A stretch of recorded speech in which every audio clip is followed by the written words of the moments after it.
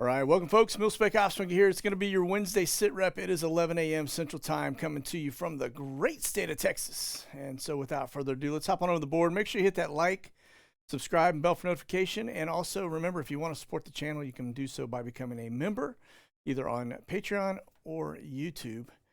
And either way, we appreciate it. So, all right, let's hop over here to SkyGlass, where we always kick it off.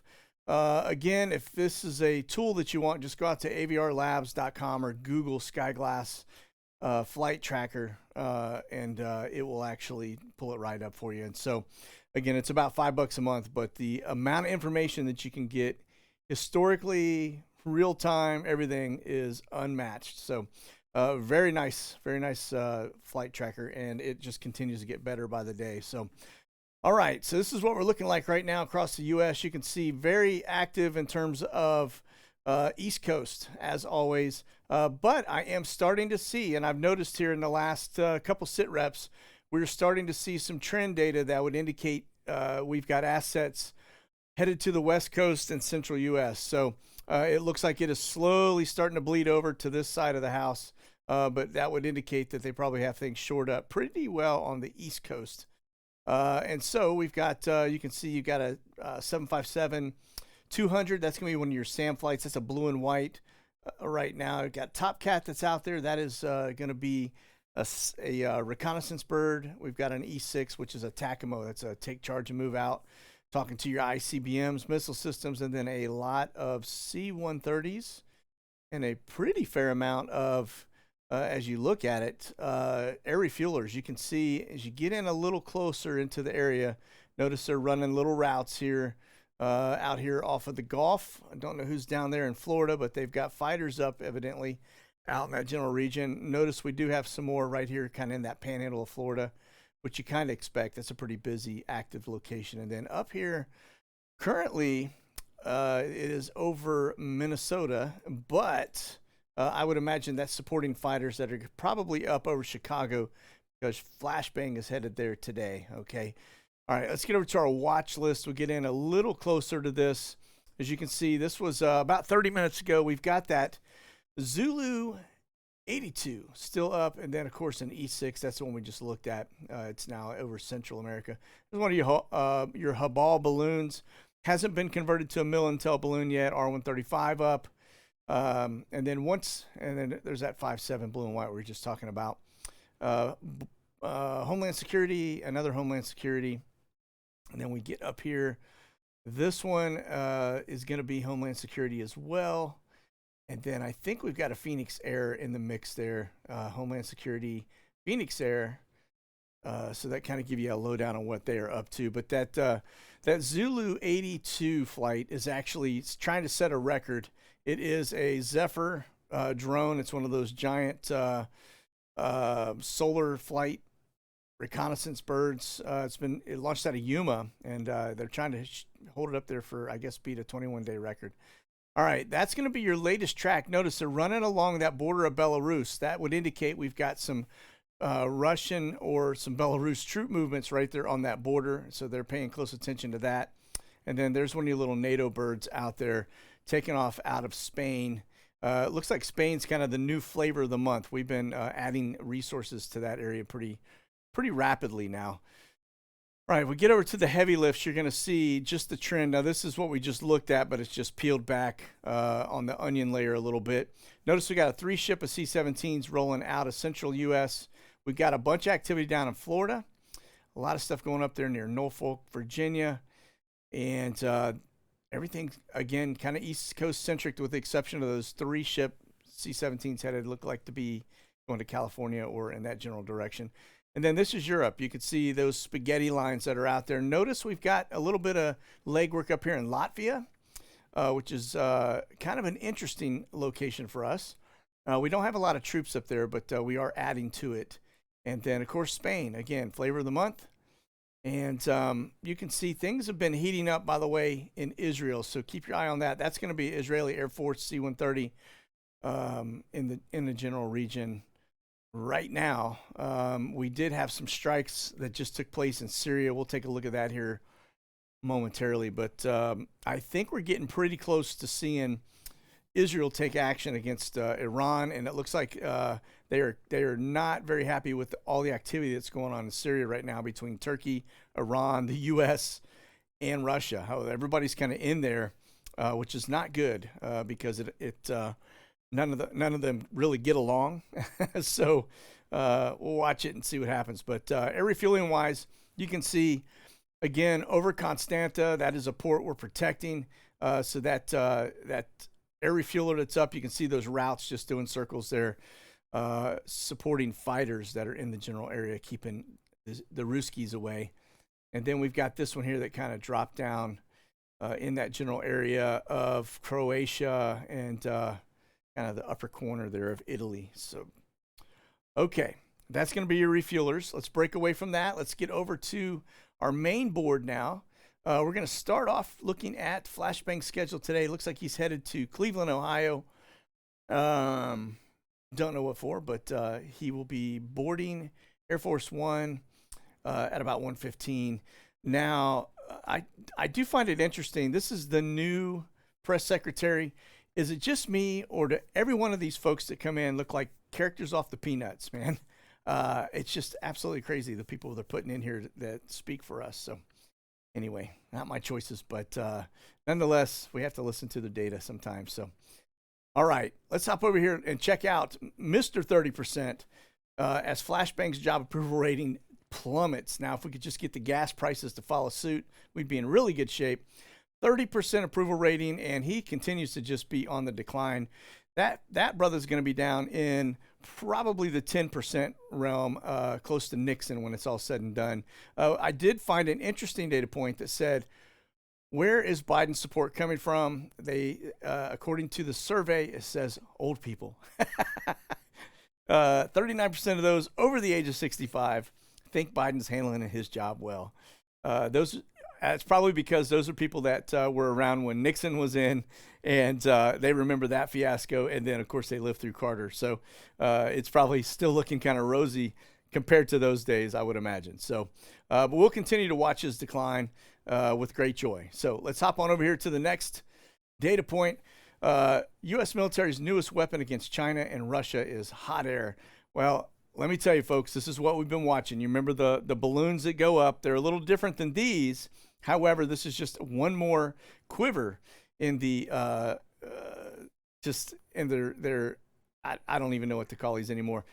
Their surveillance is insane. The amount of stuff that they're doing to us to keep an eye on us on a regular basis. Notice these two are inflatables flying between 60 and 90,000 feet, just like what we're currently watching. Of course, like I said, these are different, but it just goes to show you that these balloons are serious business, and they admit right here that it's adding to the Pentagon's extensive surveillance network. It could eventually even be used to track hypersonic weapons. Well, nonetheless, that network is right over our heads. It's over Germany. You see it every time I pull up our SkyGlass. I point out those balloons that are up. They are watching us 24/7, and these things are catch-all. They don't surgically collect data. They collect all the data, and then they basically disseminate it through a series of large groups of analysts who process that data when things get kind of, I guess, kicked off to them via the AI algorithms. So nonetheless, just further confirmation, folks, we are being watched on a regular basis. So, all right, now let's talk a little bit about Shanghai. We're going to talk about the ship movement and tracks. I just want to show you right now what we've got going on in Long Beach and LA is primarily oil. Looks like we got a lot of tankers that are coming in and out of that general region, and which I can kind of see why right now. Remember, we're the #1 export in the world for oil. Notice that big flow just bypassing the U.S., and notice the amount of oil tankers in the Gulf of Mexico. I can't believe we haven't had some type of an event that would cause a giant spill yet, but the day is young, isn't it? So there's Shanghai, again, racked and stacked. Notice those unspecified ships that are still up just south of that region right there of Korea. Still kind of peppering out there, but most of them have been re-engaged, it looks like, with the exception of that and the stuff on the south end of Sri Lanka. So, but very, very congested in that general region. But again, that stuff's not coming to the U.S. All right. So, again, look at this flow passing right by the island, just like it's doing to the U.S. Nobody's stopping to help these folks. Where are the good Samaritans when you need them? So as you can see, there is that mass amount of unspecified ships down south of Sri Lanka. And then there's the Port of Colombo. Remember, 22.4 million people that are pretty much without any kind of oil and gas, any type of food and medicine, etc. They are running out rapidly. In many cases are already out. So, okay, let me get up here to the Black Sea, where the flow of goods, sanctions are really working, aren't they? Check this out. Look at the amount of stuff that's going straight across the drink into Russia. And then there's our port of Constanta. Notice they're stacking up a little bit of the oil tankers there. And then they've got a bunch of ships out here that are just staged, waiting to get into the region. And then let's back up a little bit. Let's look at Kaliningrad, see if we've got any kind of activity going on over there. Very slow. Onesie twosies in here, maybe half a dozen tops. And about half of those are actually Russian ships. So, okay, away from that. And then let's talk here very quickly about this this Rimpac that we were talking early on. This is the largest naval exercise taking shape out there off the coast of Japan and in that Pacific region. Here's kind of a data point. I find it very interesting. Okay, 26 nations, 38 surface ships, 4 submarines, 9 national land forces, and more than 170 aircraft and 25,000 personnel. And then we get into some of the countries here. You're going to notice Australia, Brunei, Canada, Chile, Colombia, which is interesting to me, Denmark, Ecuador, France, Germany, India. So here's a list of all of them. Guess who's not on that list? Yeah, that's right. The ones that we're in there trying to protect. For some reason, they don't want any part of this.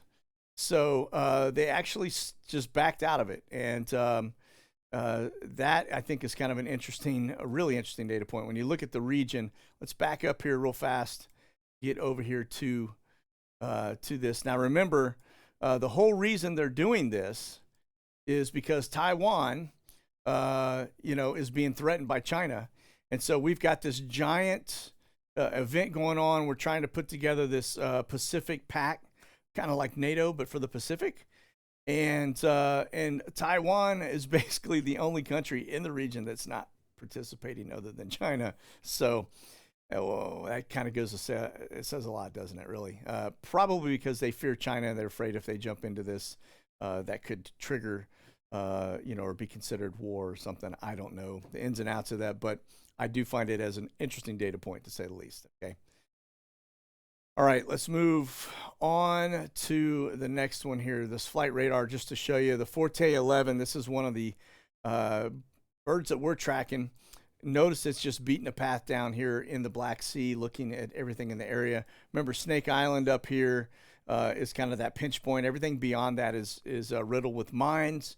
They can't get ships out of the region because of the threat of mines, because they don't really know where they all are. And so that's why this port will be probably unmanned for a while, at least coming from this side of it. Even the Ruskies aren't messing around over here. You'll notice the air traffic's still flowing just like it was. We'll look at the NOTAM here in a minute, but you will continue to see this whole region without aircraft. They avoid it like the plague, and that's because there is a sea of surface-to-air missiles in the region. And, Ukraine has kind of that itchy trigger finger. And so we don't need another MH17 on our hands, because that could actually cause things to go hot pretty quickly, especially if they try to blame it on Russia. So, all right, over to the NOTAMs. Just give you a general breakdown. This box just renewed. This is that no-fly zone area that's considered hot. Notice up here, we still have this right on that border in Belarus, north of Kiev. And I'm going to show you a map here in just a second. I'll kind of break down what we're really looking at here. But that is the latest and greatest. As you can see, lots and lots of military exercises and activity all around the world right now. If the red horse isn't riding yet, he's about to start riding here shortly, because things, they are going hot quickly as everybody starts jockeying and getting ready for war. It's kind of crazy to watch it unfold like that. But here's the U.S. These are the things that we've got going on. Again, space operations. You've got Flashbang heading up here to Cleveland, and then other these military ops going on here. And it's that time of season really for the guards and everybody to start doing their 2 weeks. So we'll see a little bit of an uptick, but we need to keep a close eye on it. Okay. All right. This is the Ukraine activity map. This is actually over on a website called liveuamap.com. It's pretty solid. I actually like it because the fact that I can click on any one of these and it'll actually take me to the live news story relative to that area.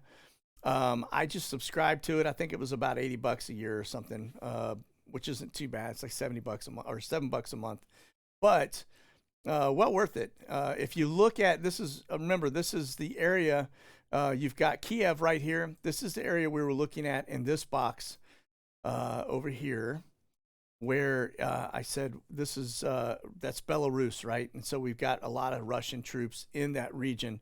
And so if you click on this, these are actually known locations for deployments of Russian troops. And so you can see they are peppered as they look to be getting ready to go in and take Kiev in the not too distant future. And so the rest of this, you could see these are large explosions. These are artillery rounds.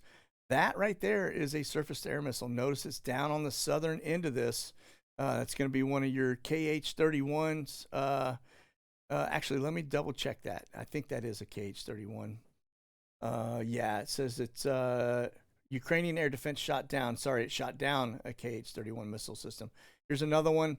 Again, this is why they're clearing that region, is because they are starting to load these and a lot of other things, Highmars and a bunch of other air defense system and missile systems into that region.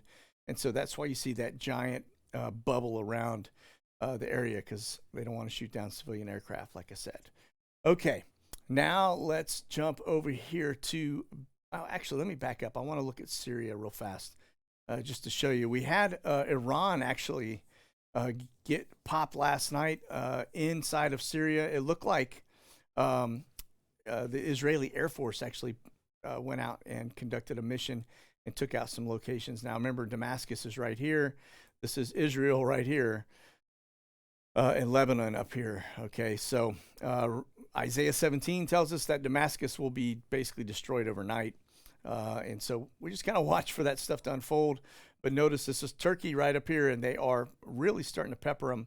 And the U.S., like I said, you've got Russia, Turkey, Iran, and the United States, all very active in this particular area. I think this is where the U.S.-based stuff is, right here in this green zone, based on the air refueling flights that we saw up and the airstrikes that took place just last week. Okay. All right, over to BitDefender. You can see, looks like the U.S. is taking the brunt again today. These are basically live cyber attacks. This is a real-time threat map. And the type of attacks, as we kind of look at them, everything from infections to an attack to spam. There's all kinds of stuff mixed into this one. And then let's see who the #1 location is right now, getting peppered: United States. Number 2 is Netherlands, and then Romania. Russia's down about 8. So we look to be getting the lion's share of it right now. All right, now this is an interesting data point. I want you to pay attention to this because this is biblical, okay? The British Prime Minister wants to recreate the Roman Empire. The revived Roman Empire is actually, if you are familiar with Daniel, in Daniel 7:7, it talks about that revived empire. It doesn't call it the Roman Empire, but it refers to it as that Roman Empire. It's that tin-horn beast that they talk about, but there's a lot to that. The fact that they're talking about it, I think, is very interesting because it's not just Boris talking about it. It's actually Macron talking about it, as well as several others. And we know that that is going to take shape here in the coming years, if not a lot, maybe sooner than we think. But again, that's one of those news headlines to pay attention to because it is biblical and just kind of shows us where we are, right? Okay. Over here, just to show you, NATO has expanded. They have officially signed protocols for Sweden and Finland to enter into it. Remember, Ukraine can't enter into this because of their corruption. But yet we can pump $110 billion into the war for them to go fight on our behalf because we are embedded there. So, again, these two walked in. Ukraine's trying to get in there, and they're not allowing it. So I think that speaks volumes in and of itself. Now, here's the next one. Remember, I keep telling you that war is an economy. And so Russia Parliament just passed their first vote just right out of the gate on a war economy measure that basically it just like you see in pre-war times or during war times in the United States, everything gets reallocated. People, money gets paid overtime for workers to work extra hours to make and manufacture components that go into the war machine. So that looks like they are on that footing. It looks like China is as well. Again, when we get over into here and we look at Shanghai and this general region, and I notice it's all feeding into its own internal machine up here in Beijing, they are also doing the same thing, it looks like, quietly, not really saying much about it. But again, pay attention to that. Now, here's the other piece, too. Russia is now bragging as this doesn't want to cooperate with me. Come on now. Well, nonetheless, here we go. It says Russia just destroyed 2 U.S. Highmars in eastern Ukraine. So remember, we just gave them all of these Highmars. They're high-end mobile missile systems and with a pretty good range on them. And it looks like Russia has already taken them out, which I find very interesting because it's on that whole loan lease program that we have with Ukraine as we give them and provide them with everything they need to fight this war. All right, off to Biggs Army Airfield. Let's talk a little bit about what's going on here. Now, remember, we just saw Flashbang come out of the G7 with NATO, and they promised that they were going to increase the amount of boots on the ground in Europe from 100,000 to 300,000. So what we're watching for is a significant uptick because in order to get hundreds of thousands of people into that region, even if it was 50,000 people, into that region, you're going to have to fly a lot of aircraft. And so we are going to be watching for that continuous feed of aircraft headed into the region. And so I also want to point out the fact that the Army is now changing the way they recruit. They've basically lowered all the requirements. They're basically taking anything with a heartbeat, warm bodies. And so that's a precursor usually to something like a draft. Because what's going to happen is Army's not going to be able to hit the recruitment requirements, and we're going to get into a war situation, and they're going to have to pull, which means a draft is probably not far off on the horizon in order to get the bodies in there to fight this war. Because we don't have nowhere near the numbers that we had in World War II. So we are very lean, even though our fighting machine and equipment is far more advanced and intelligent than it was in World War II. We still don't have near the bodies that we had during that time, nor does anyone. So, okay. Anyway, you've got an Omni Air. Looks like that's arriving from Fort Worth Alliance, and then it headed out to Baltimore, Washington, and then you've got it coming back in. A 777-200, another one coming in, Omni Air from Baltimore, Washington. That's going to be more than likely troops as they get processed through Biggs Army Airfield. Now, look at Ramstein. The board is slam-packed. A lot of these flights you see in here are going to be C-130s, C-17s. But notice you got a Camber flight arrival. These 747-400s. That's going to be those giant Atlas Air, Coletta Air type of aircraft rolling into the region. Looks like this one came in from Turkey, and this one came in from the UK. Again, those are troops, 100%. And then this Y-12 C-130, don't know what that one's all about. But here's an Atlas Air 747-400 coming in from Baltimore, Washington, actually leaving to Baltimore, Washington, sorry. It's coming in here. en route, and then it turns around and goes right back. So probably a troop rotation, or it's actually loading some troops in on one side and probably bringing some stuff back the other direction. All right. Over here to Camber flights, just to show you, we've got 3 up right now. Two 767-300s and a 777-200. And Bahrain and Shannon, Ireland. And then I don't know where this place is right here because I can't even begin to pronounce it. But nonetheless, we only show 2, not 3. But they are active again. Those are 100% troop support, okay? Then the Ruskies, we actually were up to about 5. They've settled in since. We had a plane flying down into Africa, and we had one that looked like he was headed into Turkey. But you've got 2 of them still airborne. This looks to be taking off a little bit out of its area. I kind of noticed. Let me see if I can click on that one to see. 86. Let's just take a look. See where this thing is coming from. All right, so it's coming out of Turkey. And looks like it. Look at the route that it took, though. Very interesting. Instead of just flying back up across this region, which is really all controlled by them, notice the sweep. They come all the way down here along the coast of Africa and then roll right up through Europe. That's very interesting.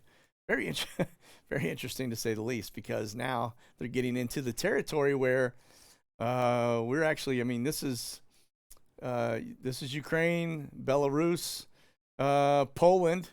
And so, yeah, this is a very interesting location for the Russians to be right now. Wonder if there's some diplomacy going on, what the deal is. But we'll come back to see where that one ended up, all right? Okay, over to the Omni Airs. Again, most of these are going to be troops, but these guys do serve 2 masters. Looks like we got one taken off out of Seattle. Headed across the drink to Yokota Air Base in Tokyo. Another one rolling out of Grand Rapids, Michigan to Portland, and then Norfolk to Shannon, Ireland. So these are more than likely all troops going out. And again, we are going to see a significant uptick in troop movements. We probably over the next 2 weeks, we'll see a continued spike that'll go on for, if I had to guess, 30, 60 days. As we just pump people into this.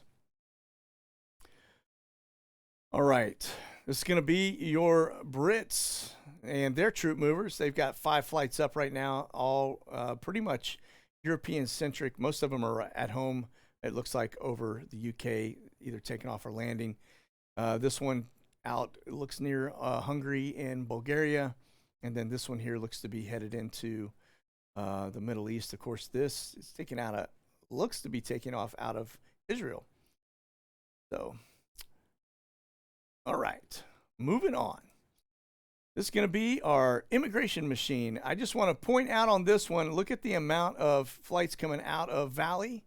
And then this one's coming out of down south, Central America, and then Phoenix headed to Alexandria. That's a 72-hour holding facility. But just notice the back and forth. You've got them Valley down to Central America, then Guatemala to Valley to El Salvador. So I'm hoping and praying that we're actually taking people back to their home countries. But time will tell. Just remember, too, when they start looking for bodies for the war, path to citizenship for people coming across the border is to join the military. And so we could be seeing that take shape. I don't trust it as far as I can throw it, but it is something we've been doing and have done for quite some time. All right, over to our weather birds. It's going to be NASA Airborne Science Program.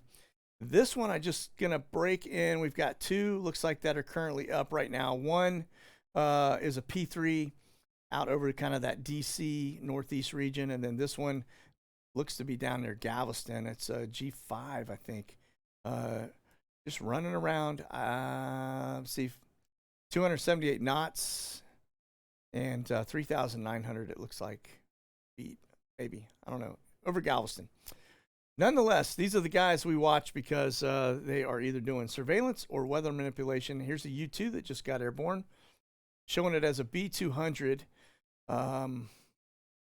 but it's got an icon. It looks like the U2. So, okay, on over to N721AL. Just gonna take a look at where these guys have been. Remember, this is the go team for the FBI. Looks like they're coming back from Chicago. What just took place in Chicago? Oh yeah, the shooting. So looks like they bumped in yesterday into Chicago and then rolled back. They probably dropped a team off there, if I had to guess, and we'll see that aircraft come back at the end of the week. But let's talk a little bit about this. Have you noticed how these guys all look the same? Notice the outfit, right? Got the gray hoodie and the pull-up. That's the guy from Oveda down in Texas. But this is the guy that did the deal yesterday. Same kind of deal. Hoodie, black, everything solid black. All right. Where have we seen that before? Let's take a quick look, because I'm telling you, these guys right here are all part of Antifa. And you want to bet money on it. Here's your Antifa guys. Notice the flag. This is actually from Ukraine. It's the Insurgent Army, or UIA, or UPA is what they call them, Ukrainian Insurgent Army, UPA. But that's where the Antifa thing comes from. Notice the black and white flag. Notice the outfits, right? Now get over here to this side. Wow, look at that. Looks identical to what that guy was wearing that just committed the atrocities in Chicago, as well as the one down in Texas. So, nonetheless, the black and red flags, where do you see that? This is right here. That goes all the way back. This is all tied to the Nazis. It's all tied to a bunch of different stuff. These guys are basically, they stir the pot, right? They're the ones that go in and antagonize and get paid to do stuff. But this is them in America. Again, same flag. It's just kind of an interesting deal. But notice the outfit, right? And get back over here to this outfit. Guy's wearing the same stuff. Look at this guy's outfit. Same deal, right? What a coincidence. All right. Well, we will continue to monitor it, and that'll basically do it for today, folks. So listen, I will be back Friday. Don't forget, is going to be our next live show, so we'll be talking a little bit more about some of the CIA activity going on in the Ukraine, just kind of a monkey proof, so to speak, showing that these guys are actually in there. They've been there, and they're operating in and out of there, and that's why we are there. And so that's going to do it for now. You guys be safe out there. If you're in the chat, don't forget, we're going to be bouncing into our Q&A directly after this, and I'll see you guys over there.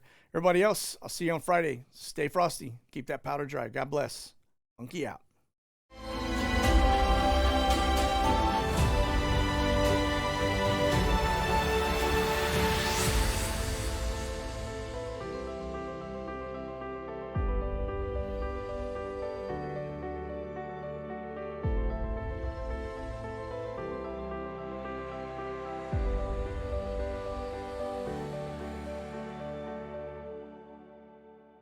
Check out the latest gear and products at monkeyworksus.com.